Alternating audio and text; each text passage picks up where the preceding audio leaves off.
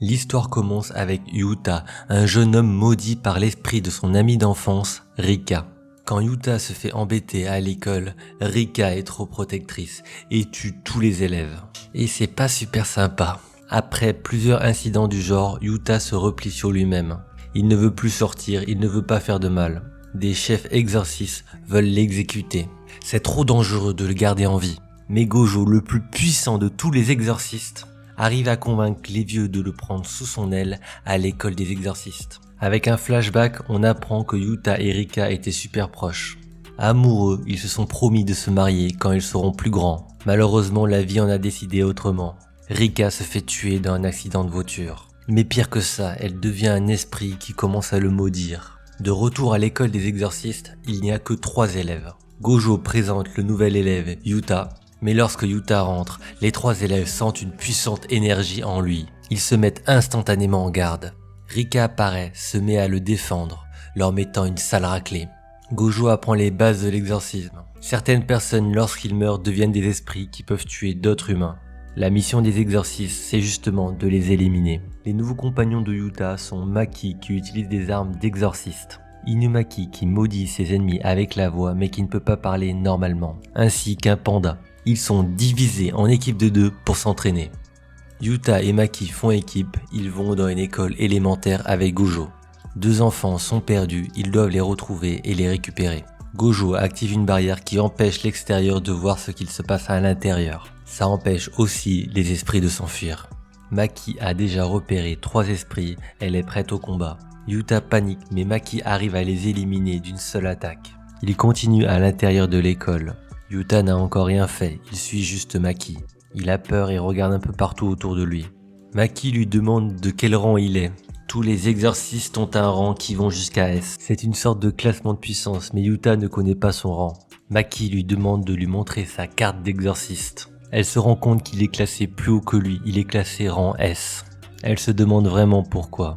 Mais soudainement, un énorme démon apparaît. Il ravage la moitié de l'école. Maki est projetée dans les airs, elle essaie de riposter. Elle attaque mais perd sa lance. Ils se retrouvent tous les deux dans le ventre du démon. Ils arrivent à trouver les 2 enfants, mais leur corps n'est pas aussi résistant que celui de Yuta. Maki aussi commence à être affectée par la malédiction.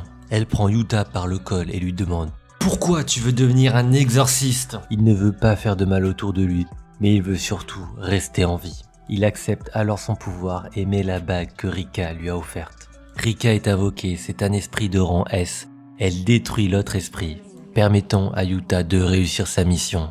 Gojo donne une épée à Yuta. Il lui apprend à utiliser le pouvoir spirituel dans l'épée.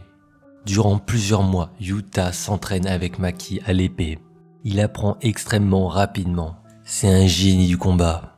Gojo arrive et dit à Inumaki qu'il est réquisitionné pour une mission.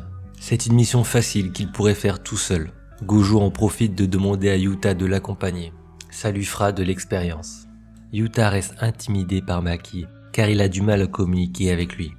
Pendant le briefing de la mission, Inumaki disparaît. Il est allé faire du shopping. Il a acheté un médicament pour la gorge. Une fois à l'intérieur de la barrière, ils explorent la zone. Il y a un banc énorme de plein d'esprits de bas niveau. Yuta est impressionné. Inumaki s'approche. Il crie « Explosion !» Sa technique s'active et il explose tous les esprits. En contrepartie, Inumaki a extrêmement mal à la gorge. Ils vont à l'entrée mais quelque chose ne va pas, la barrière n'est pas levée. Il reste un monstre qui apparaît derrière eux. Inumaki attaque directement, brisant le bras du monstre, mais cela ne suffit pas. Ils sont obligés de s'enfuir et le médicament d'Inumaki tombe par terre. La situation est tendue et Inumaki veut combattre tout seul. Yuta réalise qu'Inumaki veut le protéger en combattant seul. Il ne veut pas être mis sur le côté et décide de l'aider. Il enduit son katana d'énergie spirituelle et va combattre l'esprit. Il arrive à se rapprocher et lui assène un coup. Ce n'est pas suffisant. Son objectif n'était pas de le tuer, mais d'attraper le médicament pour la gorge. Il envoie le médicament à Inumaki. Grâce à ça, il lance un sort extrêmement puissant qui détruit l'esprit. Un homme étrange était là et a vu toute la scène.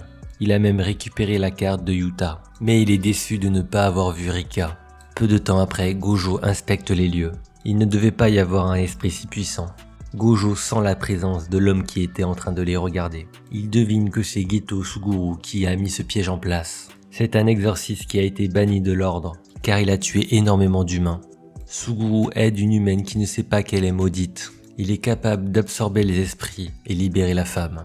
Il est le chef d'une secte, il a l'air bienveillant, mais dès qu'elle part, il les prend pour des singes.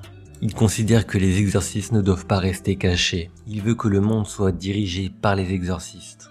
Pour atteindre son objectif, il doit détruire l'ordre des exorcistes. Suguru s'invite à l'école des exorcistes. Il accueille Yuta et veut qu'il le rejoigne. Il explique son plan d'exécuter tous les non-exorcistes de la planète. C'est un plan complètement fou, mais Gojo intervient.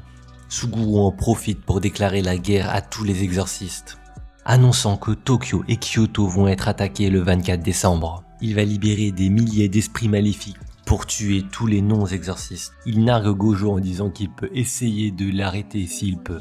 Gojo veut l'arrêter sur le champ, mais un trop grand nombre d'esprits est invoqué, menaçant les élèves de l'école, ce qui empêche Gojo de pouvoir le poursuivre. L'ordre des exorcistes est en état d'urgence. Il se rend compte qu'effectivement, il a le pouvoir d'absorber des esprits. Avec sa secte, il aurait pu réunir un nombre considérable d'esprits malveillants. Ces menaces peuvent être vraies et il peut vraiment détruire Tokyo et Kyoto. Gojo trouve son plan bizarre car à lui seul, il pourrait tous les vaincre. Effectivement, ce n'est pas son réel plan. Notre grand méchant espère que Gojo et ses élèves se réunissent pour défendre la ville, ce qui lui créerait une opportunité pour aller attaquer et tuer tout le monde à l'école. Il en profiterait pour absorber le super esprit de Yuta. Yuta et Maki sont les deux seuls élèves restant à l'école. Le grand méchant est là, il active une barrière. À Tokyo, Gojo trouve ça bizarre que son ennemi juré n'apparaît pas. Il reçoit un rapport et comprend le vrai plan de son ennemi. Il envoie rapidement les deux élèves à l'école afin qu'ils puissent protéger leurs camarades de classe à l'école. Une fois parti, Gojo n'a plus de temps, il devient sérieux en enlevant ses bandages. Au même moment, à l'école, Maki s'est fait détruire par Suguru. Panda vient d'arriver et compte bien la venger. Le panda est fort, il se transforme, il commence à l'attaquer. Suguru invoque beaucoup d'esprits, mais il joue avec le panda. Il finit par le perforer avec l'arme de Maki. Inumaki prend la relève et utilise son sort le plus puissant. Un énorme trou se forme et on ne voit plus Suguru. Les deux élèves vont vérifier que Maki est toujours en vie, mais ils ont baissé leur garde et se font avoir par Suguru. Yuta arrive, il voit ses amis au bord de la mort. Il devient enragé, il appelle Rika et jure de tuer Suguru. Ensemble avec Rika, il rivalise contre les techniques de Suguru. Il amène ses amis en lieu sûr et commence à les soigner avec une technique de guérison. Suguru revient à l'offensive avec énormément d'esprits démoniaques. Yuta dévoile qu'il peut utiliser la même technique que son ami. Il a la capacité de copier les techniques. À Tokyo, les exorcistes éliminent les esprits qui font rage. Gojo est occupé par un autre exorciste. Son adversaire ne veut que gagner du temps. Il sait que Gojo est invincible et qu'il ne pourra rien contre lui. Suguru décide de changer de technique. Il utilise des nunchaku pour se battre. Il peut se défendre et attaquer en même temps. On dirait qu'il joue avec Yuta. Yuta lui assène un coup d'épée qui brise l'épée. C'était une diversion pour lui mettre un coup de poing phénoménal. Après avoir reçu un tel coup, Suguru décide de passer aux choses sérieuses. Il invoque l'un de ses esprits les plus puissants et crée une attaque en combinant plus de 4000 esprits qu'il avait stockés en lui. Étant son dernier recours, Yuta promet à Rika qu'il va lui donner sa vie, qu'il resterait avec elle jusqu'au dernier moment. Il va même l'embrasser pour qu'elle débloque ses pouvoirs au maximum. Les deux attaques s'entrechoquent, causant une énorme explosion. Suguru est gravement blessé. Il tente de battre en retraite mais tombe nez à nez contre Gojo. Ils partagent alors leurs derniers moments avec les souvenirs de quand ils étaient meilleurs amis. Yuta et ses compagnons sont toujours en vie. Il se prépare à donner sa vie à Rika, mais contre toute attente, elle retourne en sa forme humaine.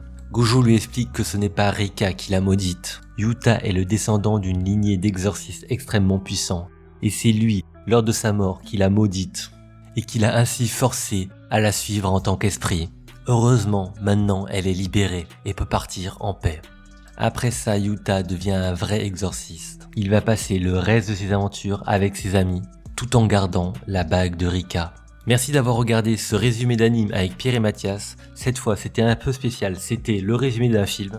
Pour d'autres résumés du genre, like et abonne-toi.